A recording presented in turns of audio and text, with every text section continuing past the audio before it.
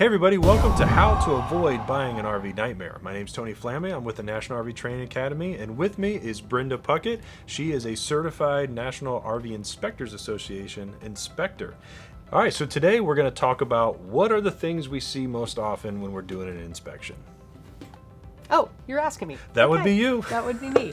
You know what? People ask me quite a bit, what do I see? Like, what's the number one thing? What's the things that you see all the time? And it really does vary.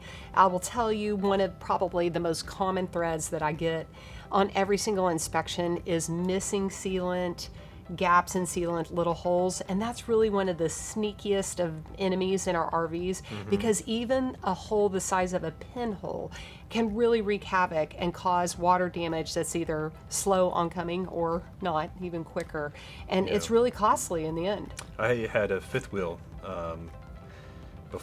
after the Class A, before the trailer. I had a fifth wheel, and I looked at the roof again. You know what? I keep saying, the next one, I promise I'm getting an inspection. Time. This one, it was a remodel that we were doing, so we bought it for $13,000. It was cheap, and paid cash for it. We renovated it, and actually was able to sell it to a couple that was really in need. But the roof looked immaculate. It was beautiful. It looked like somebody just went up there and resealed it, and so I peeked up there and was like, awesome. You know, somebody took care of it. But there was this one little spot where the air conditioner leaks the condensation out. It would run down the side of the RV, and there was one little spot that didn't seem to be there when I bought it, but eventually it started getting soft. And when I ended up stripping it back, and I'll put a picture up of this, it pretty much ruined the roof, and that we had to cut out a whole piece of the roof. We had to reseal the entire roof. So, you know, it was a $10,000 miss. Yep. And it was, you couldn't see a hole.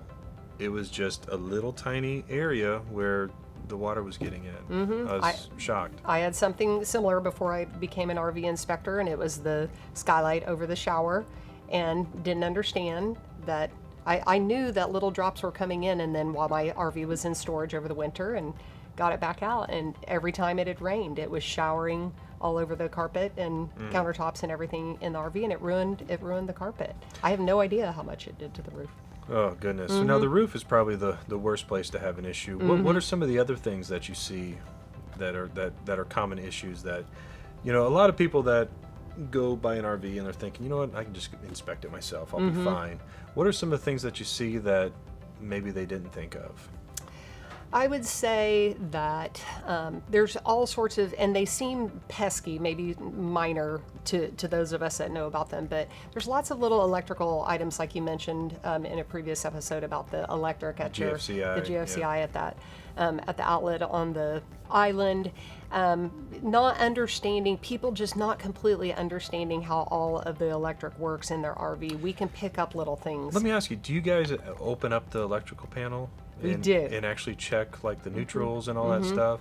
You know, I didn't know that was a problem either. And we won't go into detail because we don't want people sticking their fingers in the electrical outlets. Exactly. But I had this problem where every time I plugged in my RV cord, my power cord, the freaking neutral would melt the cord. And I went through so many cords until finally somebody said, you know what, you have a loose neutral somewhere.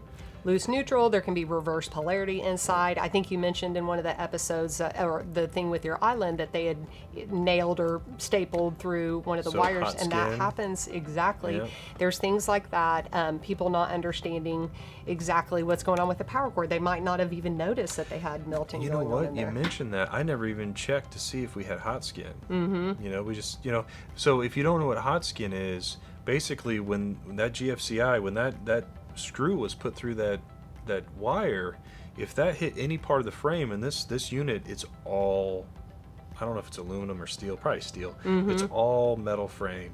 So even the wall, everything, that even the bed is built up on a metal frame, the dinette's all metal frame. If that screw went into that metal frame, well, everything's connected. Right. And it in can an electrify the whole frame. Yeah, and so you go outside barefoot and you touch the rig, and then zap, you feel that 120. So that's one of our life safety inspection items that we do upon arrival. That is one of the first things.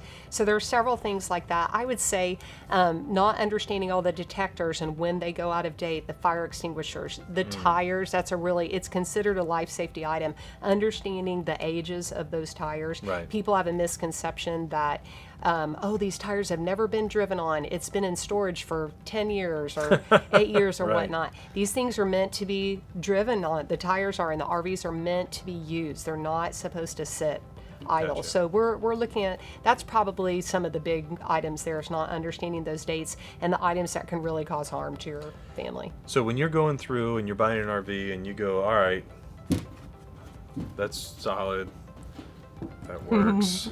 There's really a lot more to it than that. You want to take the leap and make sure that you're protecting your family, you're protecting your investment, and making sure that 5-10 years down the road you have a nice solid RV that you can enjoy.